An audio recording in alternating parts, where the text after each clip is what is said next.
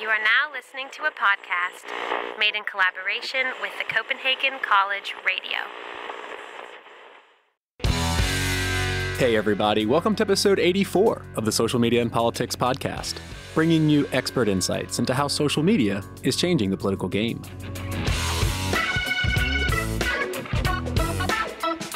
I'm your host, Michael Becerra, political scientist at the University of Copenhagen. Connect with the show on Twitter by following us at SMNP Podcast, or check us out on the web, socialmediaandpolitics.org.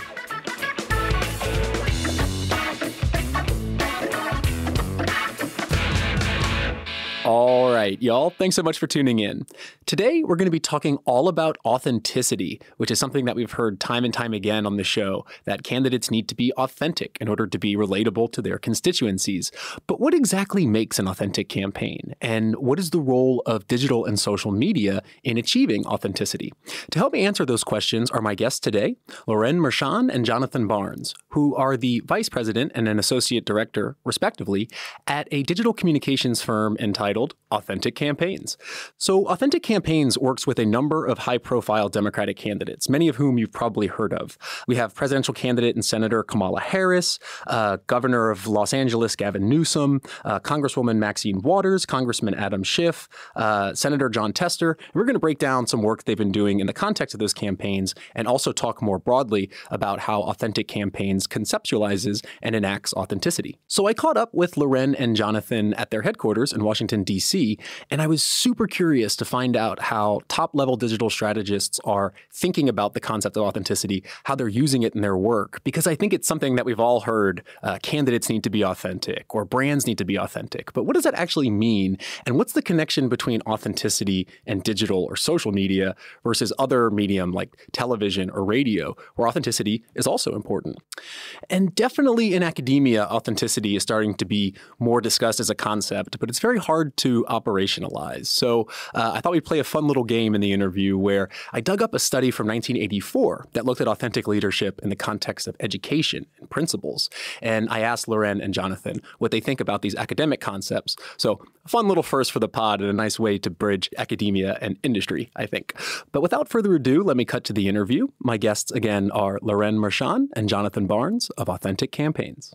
Lauren and Jonathan, thanks for taking the time out. Welcome to the Social Media and Politics podcast. Great to be here. Likewise. So why don't we start out with a bit about your backgrounds and how did you get into digital and what type of work are you doing here at Authentic Campaigns? Yeah, so I got into digital when I graduated from college. I had a degree in creative writing. So then I got a master's degree in advertising and then moved out here. I had a job with Discovery Communications. They do the Discovery Channel and Animal Planet and all that, but really wanted to get a job. Ideally, I thought working with a nonprofit, but then I started working at Revolution Messaging and learned how much I enjoyed being able to work for a lot of different advocacy groups and candidates and kind of having my hand in everything and all parts of the process. So I was there for about 4 years and then came on over to Authentic. I was its first employee last year, and here we are. And I am British, so I grew up in the UK. I was a community organizer and worked doing grassroots advocacy for a nonprofit over there. I then decided to pick up my life and come to a master's degree at GW in DC. And while I was doing that, I did various internships, including Precision Strategies, where I was kind of learning about digital ads.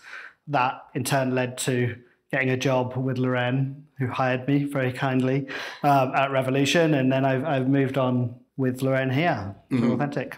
Right. And can you tell us a bit about Authentic Campaigns as a company? What type of services do you offer for campaigns? And is there any kind of overarching approach that guides your digital work? Yeah, so in terms of overarching approach, we kind of believe that we have 4 pillars in kind of how we approach things. The first is authenticity or honesty, as we kind of call it, also being first. And so we really pride ourselves on our rapid response abilities. We think we're better at it than most and think that that's what gets a lot of really good results. And also being hungry or just like relentless and really wanting to get the right thing and get those great results. And then being curious, like testing is a big part of what we do. and how we figure out that everything else works, how we figure out that rapid response does better often than planning things in advance. So that's kind of those are the pillars, I guess, that guide us. We offer all manner of digital services, digital advertising, email fundraising. We do some social media and just general strategy. We have a really great creative team. So yeah, pretty broad. We're probably best known for our acquisition and fundraising right now, but we offer a lot of other things too. This is the time of year for that, I suppose. Mm-hmm. Interesting. So we'll pick apart some of those as we move along, I think, with some empirical examples. But I'm curious to get your take on authenticity. This is something we've talked about on the show. We've heard it mentioned a few times, but it's a tricky concept to pin down. So for you, what is authenticity and why is it important for political campaigns? For me, it comes down to kind of accessibility, and we want our politicians to be accessible to us. That's true going back to the Romans. I think that has always been true and is increasingly so with the internet and democratization of fundraising, of volunteering, of organizing, of all aspects of a campaign. So I think the accessibility is really important, and just kind of allowing oneself to be reflected as one truly is. And obviously, we want to showcase the best parts of everybody, but it's okay if we don't always show the best parts. And sometimes the less obviously good parts are actually very popular. I mean, I think of Beto cursing on stage after his election night loss. I think his consultants, 1990s consultants would have said, don't do that. And I think a lot of us would kind of have cold feet over that a little bit, but it worked out well and kind of it was an iconic moment on that night. Yeah, I think from what I observe, the general public believes authenticity to be honesty or kind of just not feeling like it's A/B tested. And so I think that's why the example that you gave resonated, because that's not a thing that you think a pollster would tell you to do. Although it's now becoming more and more murky as people try to do those things to seem authentic. And then, yeah, that's why I kind of think of it as not being A/B tested. You don't necessarily have to curse to be authentic. You just have to convince people that the way you're acting is the way you would act no matter what. It's interesting, this idea of cursing. I remember Rand Paul cursed on a live stream in 2015 or so, and that he was live streaming the whole day, and then he wasn't known for the live stream. He was known for cursing, which got some earned media in a tough environment. So that's interesting. Okay, what's also interesting, this is what I'm super excited for. We're going to play a little game for the first time on the podcast. And I pulled an academic study on leader authenticity, and I wanted to ask you a couple of categories that some academics have posited to be what is an authentic leader, and see whether you agree or disagree or kind of how that fits into your work. And this is in the context of schools, so principals and teachers. It's a study from 1984 by James Henderson and Wayne Hoy called Leader Authenticity, the Development and Test of an Operational Measure, just for the academic plug. So there's three categories, and I'll just read you a short paragraph describing what those are. And the first is salience of self over role. And there's some examples here. Salience of self over role refers to a leader's tendency to behave in a genuine manner, relatively unconstrained by traditional role requirements. Such a person is viewed as being real or authentic. The inauthentic leader, on the other hand, exhibits a salience of role over self. This individual functions within the narrow constraints of a job description, never expanding effort beyond that routinized level. So conforming to a job role. Yeah, I mean, I would say that not conforming to the job role is perceived as authentic. Yeah. I think, the one that kind of stood out to me there immediately was kind of Alexandria Ocasio-Cortez. That was what I thought, yeah. Is kind of very unconventional in how a congresswoman is supposed to behave, which is great. And like being on Instagram and making IKEA furniture and things, like you wouldn't have seen that 20 years ago. And we're in a time right now where that is working, right? Because again, if we were doing this even just a couple of years ago, it might not. And that's why you have a lot of the other Congress people who are like, I can't do that. Like women like Nancy Pelosi, who would very likely have been criticized for things like that when they were first coming into Congress. So that's, just another example of how we're shifting. Very cool. Yeah. Building IKEA furniture is not what you expect a Congress person to do. Yeah. So that fits well. Okay. The second one is the non-manipulation of subordinates. The non-manipulation of subordinates reflects the perception of subordinates that their leader avoids strategies designed to exploit or use them as objects would be used. The authentic leader is viewed as one who treats subordinates with respect and demonstrates a consistency of expressions and actions, while the inauthentic leader is perceived as dealing with subordinates as if they were things.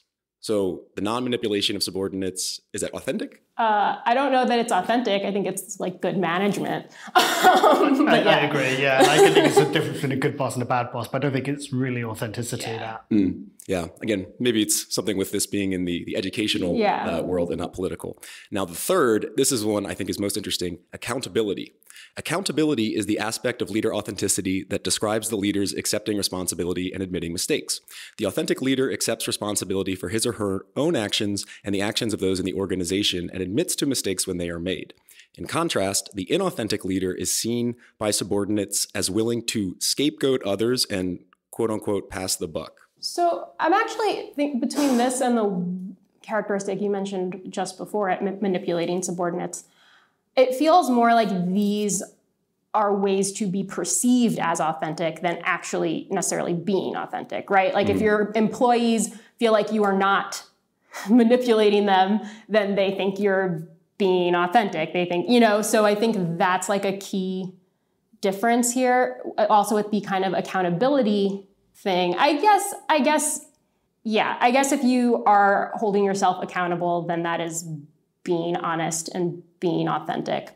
But also some people's authentic selves are like jerks. And so I don't think that necessarily means that you're being authentic. Yeah, I think you can have kind of two things. So you can have one where somebody is kind of this insincere apology, or it's taken to be insincere, like, I'm sorry I was an asshole or something. And then sometimes you're just like, well, why did you act that way in the first place? Like, that's the issue. But then you think of people like Kirsten Gillibrand has a great example of this, talking about her gun violence prevention message and how she went from kind of being darling of the NRA to kind of this very anti-NRA position. And it's kind of telling this story about how she met these families, and as a parent, it was very emotional for her. And so she shifted her position and kind of holding herself accountable. And she says, I was wrong. And I think it's how that happens, and telling that story and giving a bit more context is helpful, but kind of the delivery is also important. Yeah, I agree. I think that's actually a really good example. In politics, you have politicians who have certain opinions on things, right? And then everybody assumes that they have that opinion because it's politically the right thing to do. And so being able to say how you got to that opinion, even if it means sort of throwing yourself under the bus in the process, is important, and I think really resonates with people. So roughly 2 out of 3 for the academic categories. Interesting. So keeping on this idea of authenticity, to some extent, it's always been an important quality for candidates. You mentioned going back to the Romans, and it seems to be tied to the media landscape, right? You have to be authentic on radio or television, but obviously I think we're all very focused on digital. So I'm curious to get your take on why digital in particular is a useful medium for candidates to convey authenticity.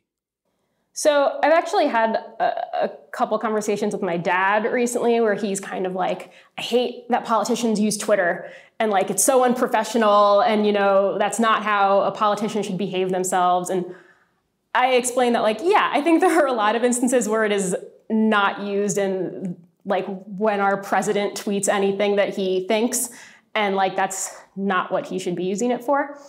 But the pro is that candidates aren't sort of at the mercy of the traditional media anymore. And candidates, like, to go back to AOC, can, even if they aren't getting the attention that they need or want, can get out there in another way. Yeah, I think it's interesting to think of it. You've kind of got this massive democratization of our politics going on with digital right now. And I say right now, it's been going on for about 10 years now, at least. But especially as we think of kind of grassroots donors, and how do we tap into increasingly aware and tuned in donors when most people are seeking donors from outside their district as well. It's not always limited to district.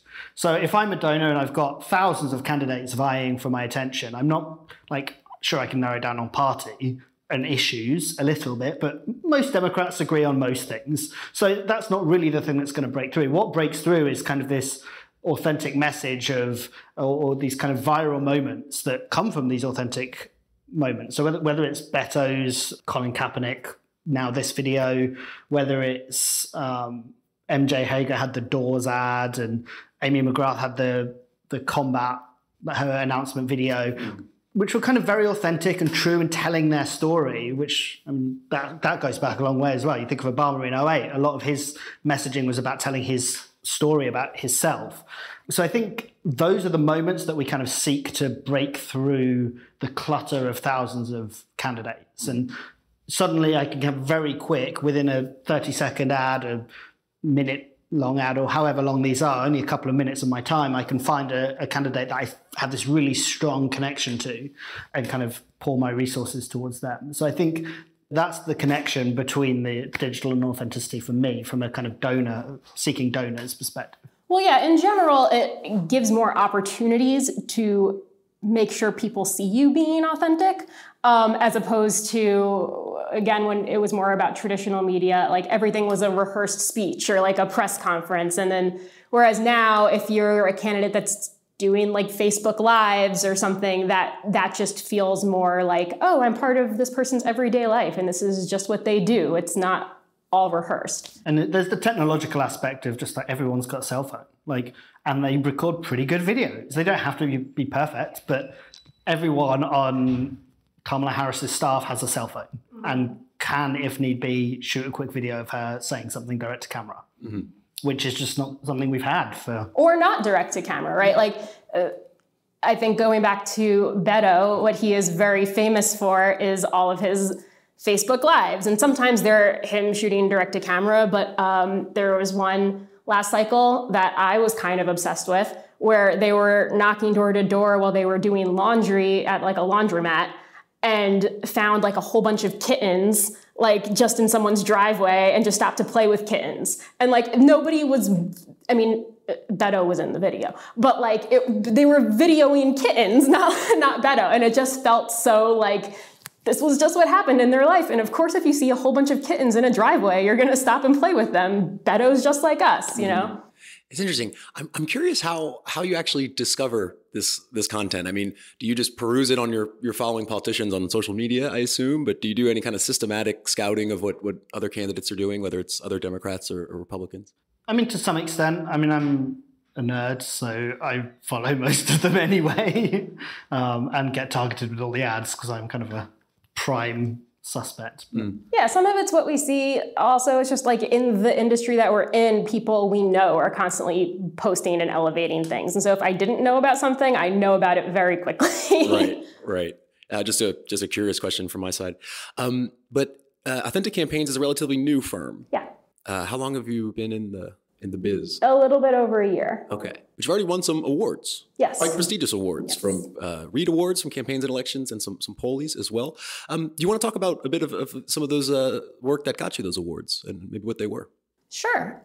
So we won a couple for the Jon Tester campaign that we worked on last cycle. And that was in Montana. That was in Montana. It was very close. Obviously, it was a Trump won state in 2016. And actually, this was the first year that Tester actually broke 50% in winning. He was an incumbent, but previously, none of the two major candidates had above 50. There was a third-party candidate that broke out some of it.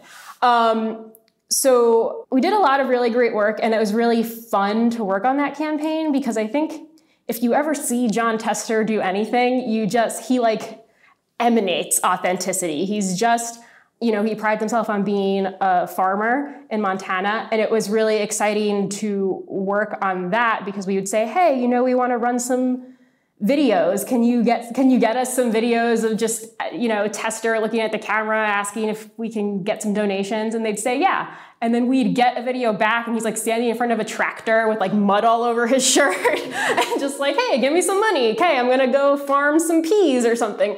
And like, it's great, and you love it, and like that's what we can work with. We won an award for an email that our president wrote for him about how he lost his fingers, which was in is it a wood chipper or meat grinder, something like that on the farm. And like, so it was really great to not only have that content to work with, but to have a candidate and team that was like exciting and willing for us to utilize it, because sometimes, you know, people are more hesitant for that. So when you have that, we were really able to capitalize on it and make sure we were using the video content in the ads, you know, his personal stories and the emails, talking about his experience as a farmer, representing the state of farmers, right? He wasn't just some guy saying he cares about, you know, farming. He is a farmer and his family's been farming. So that's how we were able to utilize that authenticity and make sure we, instead of pushing it out of what we were doing, we're bringing it in as much as possible. And that's a great example, going back to the academic study of the first one, of kind of breaking out the norm. Like, you don't think of a senator, you think of a senator kind of in stuffy smoke-filled rooms in Washington, D.C., and he's a farmer with mud on his shirt, with a tractor going loudly behind him, and like, not what you'd expect, breaking out the norm. Right. So I'm curious to get your take. This is something that I've been trying to think through. Also with the recent changes in Facebook, you almost can't get your message out without doing some paid promotion. And I'm wondering how authenticity, if there's any friction between authenticity and paid ads for political advertisements, because it's sort of, you know, we tend to be wary of people trying to market us stuff unless we truly want to buy it. So how do you see that connection between paid social, for example, and authenticity? So I think, and then you can jump into, it's about knowing when and how to like amplify the authentic moments, right? We don't necessarily want to tell a client to go do something authentic so we can promote it. We want them to do it and be themselves. You know, we tell Tester, hey, shoot us a video asking for donations. And he chooses to do it while he's plowing some stuff, you know, that was his choice. And then we're able to find ways to amplify it. In the same way, and then I'll let you talk about it, there are also ways to amplify things that aren't like videos made specifically for ads. We just recently, for the Harris campaign, had a couple of exciting moments, like during Kavanaugh hearings and the Barr hearing, where people were able to see her just like doing her job, right? She wasn't on the campaign trail. She was doing her job, which was her being authentic. And we were able to amplify that. Yeah, and I mean, I think we've been very lucky to work with some great candidates. And part of the authenticity is just letting people see what we see and see how great they are. I think some folks have better instincts than others. I think Tester's a great example. Like we gave him very little instruction and he gave us a fantastic few videos. Or sometimes if we gave him instruction, he would give us a completely different video and that was fine. Right. I think I always prefer to give very little direction. I'll kind of give some basics like put an ask up top or keep it short, etc. Very kind of back end direction. But I kind of just want to give me something. You tell me what's important. Like, you're the one running for office, which is a bit bullshit, but like that's what gets the best content, is kind of give people the freedom to just tell us, why are you running for office? Right. Why is it important that I sign up? Why is it important I donate?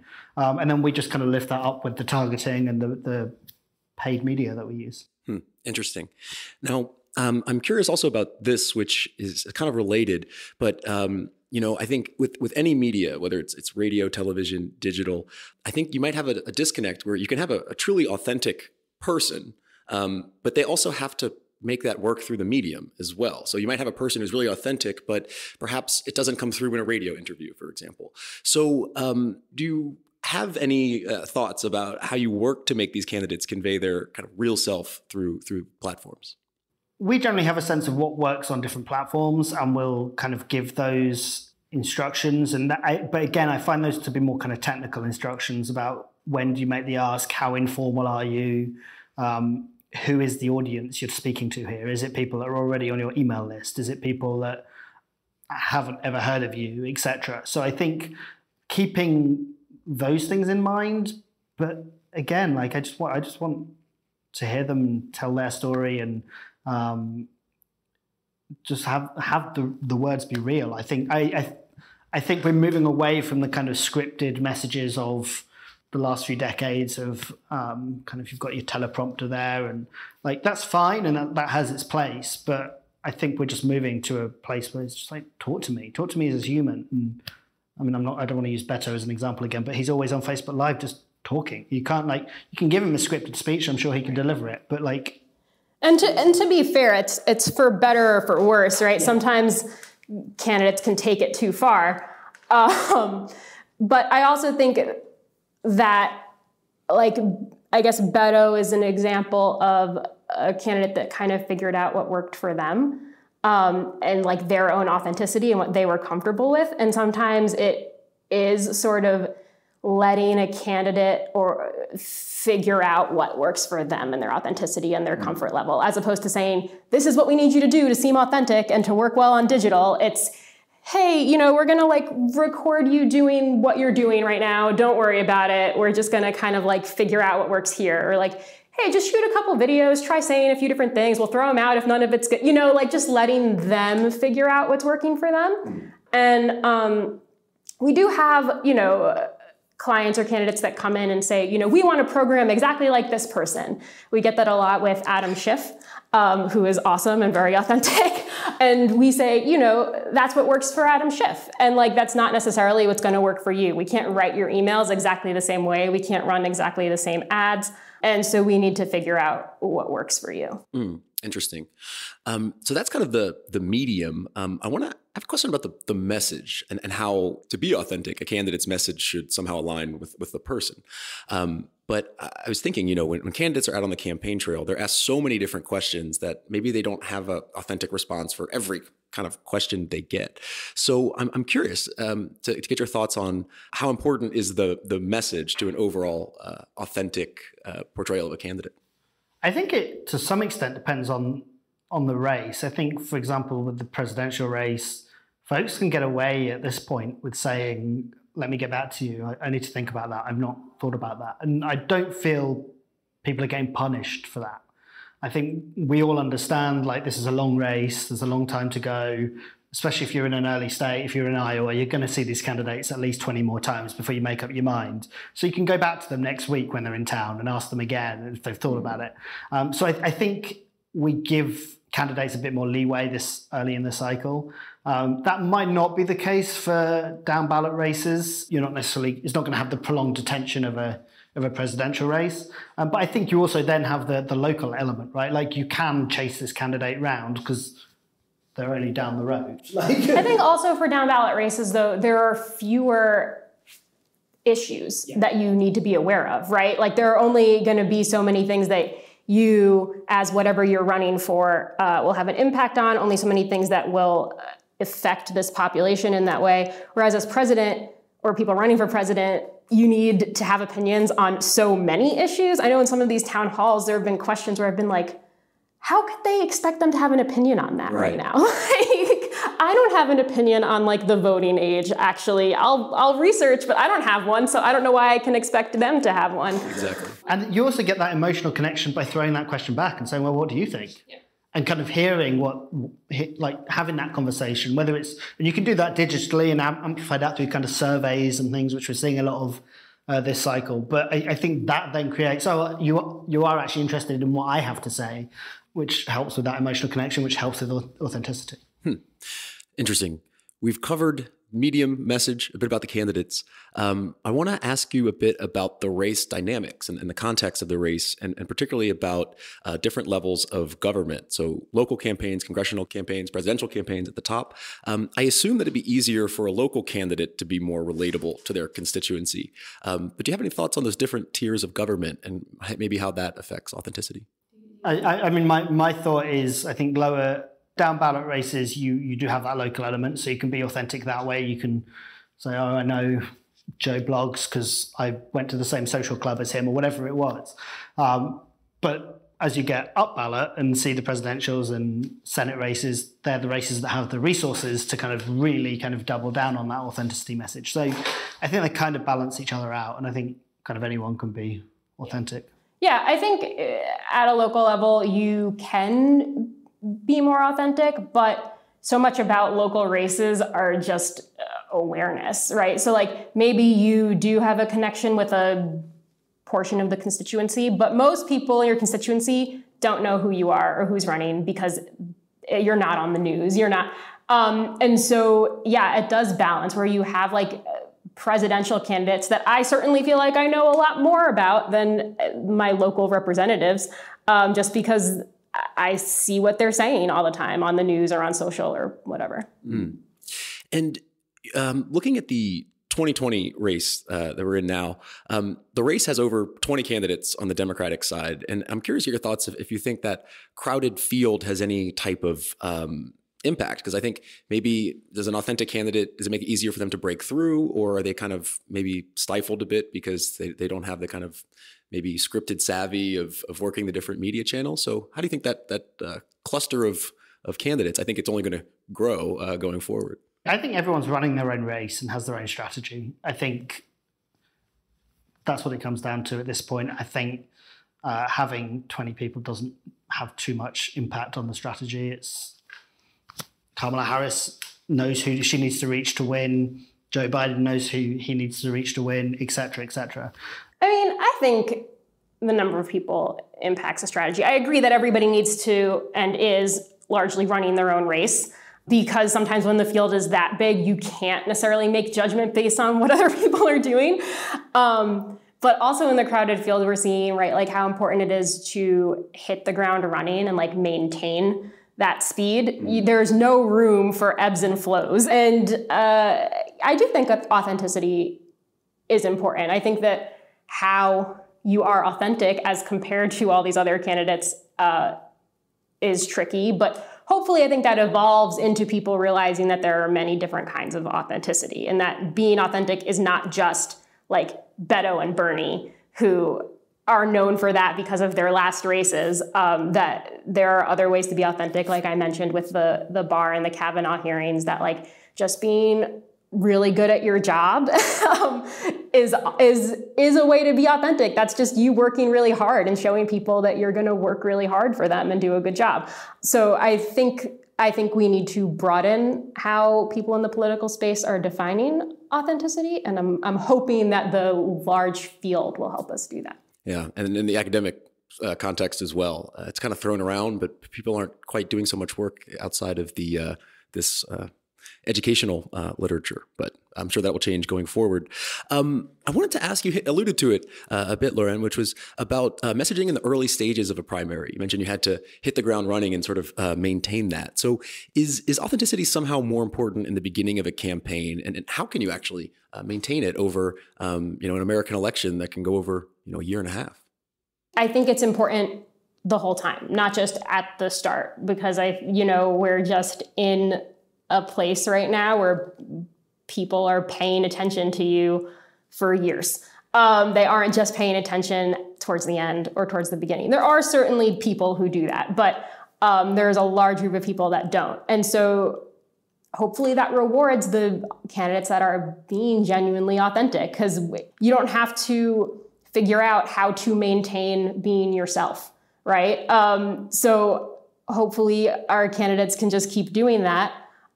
Keep talking about the important issues, and people will see that. Yeah, it's interesting just to hop in. I mean, authenticity should be one of the easiest things to do, right? Because everyone kind of knows themselves. But maybe, do you think candidates struggle with it, or? I mean, I think as humans, right, like we all have different versions of ourselves potentially that we present in different situations. And a lot of that has to do with the expectations that people have of us, kind of going back to that earlier question where like how when Nancy Pelosi was running for Congress, she couldn't do some of the things that AOC did. And that's not because maybe she wouldn't have, like, I don't know that Nancy Pelosi would ever build IKEA furniture, but like it's because of the expectations of her. And so I think candidates and humans come up against those expectations and sometimes conform. And we're looking now at constituents who don't always want that. I do think there are some that want it to some degree.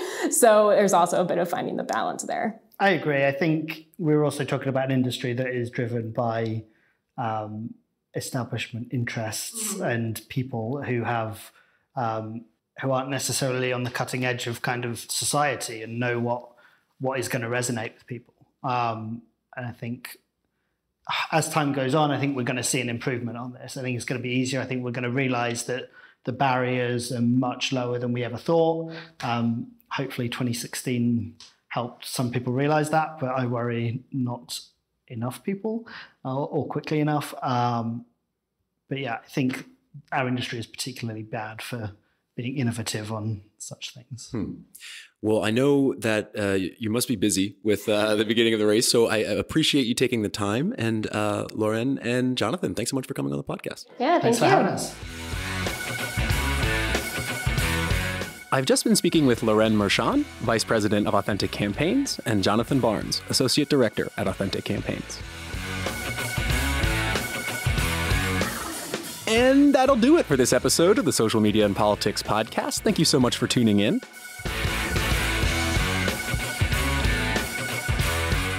Coming up, I've got some more conversations with digital strategists, and then I think I'm going to kick it over to the academics for a bit, but we'll see how things pan out. Make sure you're subscribed if you're not already. You can follow us on Twitter at SMNP Podcast. Sign up for the newsletter at socialmediaandpolitics.org. I'm your host, Michael Becerra, signing off from Copenhagen. See you next time.